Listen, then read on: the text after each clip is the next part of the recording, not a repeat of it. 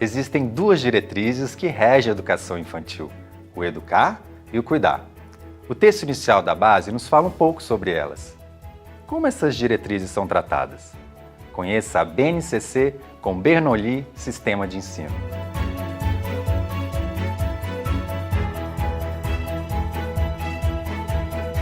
A base não despreza os documentos oficiais, como muita gente pensa. Porque nós temos um referencial curricular da educação infantil que nunca foi obrigatório, ele era uma referência. E ele até hoje está em desuso, porque a base vem normatizar o funcionamento.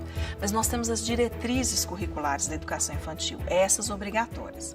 Então, como elas são obrigatórias, a base não despreza as diretrizes, ela bebe na fonte das diretrizes e ressignifica algumas coisas e detalha outras. Mas uma das coisas que permanecem lá é essa questão do educar e do cuidar. Porque a educação infantil, como eu estou ali com uma criança muito pequena, eu vou educar ou eu vou cuidar? Eu vou trocar uma fralda, eu vou dar um banho, eu vou fazer algumas coisas. Isso é cuidado ou isso é educação?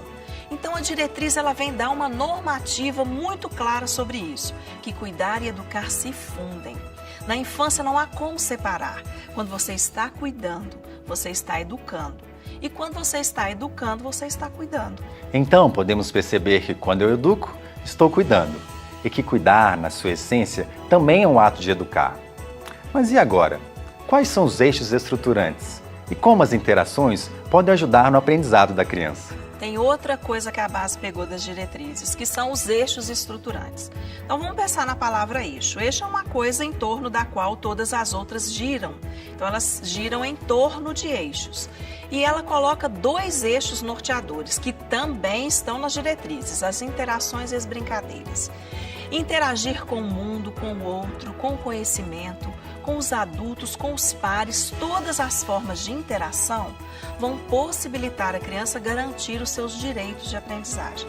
E as brincadeiras não podem ficar de fora. Na verdade, o brincar na educação infantil, ele tem um viés muito pedagógico de aprendizagem. Quando a gente pega um autor que se chama Vygotsky, ele diz que quando a criança brinca, ela está fazendo isso para tentar compreender o mundo. Quando ela pega um carrinho, por exemplo, e fica tentando ali dirigir e fica simulando aquilo que às vezes a mãe ou o pai faz, ela está tentando compreender como é dirigir.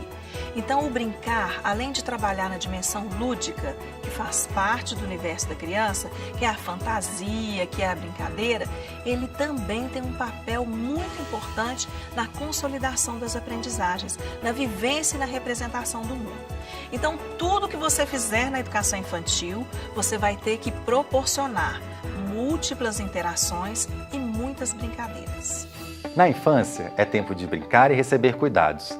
Mas é necessário fazer desses momentos oportunidades para a construção de conhecimentos. Mas e aí? O que muda na educação infantil com a implementação da base? A estrutura da base da educação infantil, ela veio completamente diferente do que preconizavam os referenciais curriculares. Porque os referenciais, eles traziam caixinhas de áreas do conhecimento, eles dividiam dessa forma. Embora os objetivos eram elásticos, isso também houve uma diferença, porque a base traz ano a ano aquilo que deve ser consolidado. Então, no infantil, a estrutura agora está da seguinte forma: você tem 6 grandes direitos de aprendizagem: conviver, brincar, participar, explorar, expressar e conhecer-se. Esses 6 grandes direitos devem ser atendidos por meio de campos de experiência. Os campos de experiência são 5. E cada campo vai trazer uma expoência de alguma coisa que a gente precisa trabalhar dentro da infância. Os campos não têm fronteiras entre eles, não são caixinhas de áreas como a gente tinha no referencial. Eles trazem algumas expoências, como por exemplo o eu, o outro e o nós, traz uma expoência na construção da identidade, no relacionamento com o outro, mas não desconectado da parte do corpo e movimento. Porque para me conhecer bem, eu preciso também trabalhar a questão corporal. Então, olha a diferença. Antes a gente trabalhava as áreas do conhecimento, a gente tinha na rotina cada área destacada. E agora a gente vai trabalhar serviço do atendimento dos direitos de aprendizagem por meio dos campos de experiência. Então a base veio agora unificar isso. Ela traz 3 grandes recortes. Os bebês, que são crianças até 1 ano e 6 meses, Depois as crianças muito pequenas, que são até mais ou menos 3 anos e 11 meses, e por fim as crianças pequenas, que são de 4 e 5 anos, que perfazem aí a educação infantil, que é a primeira etapa da educação básica. Tem mais uma informação muito importante sobre avaliação no infantil que você não deve esquecer. Olha que interessante, o governo anunciou que vai haver agora uma avaliação externa para a educação infantil.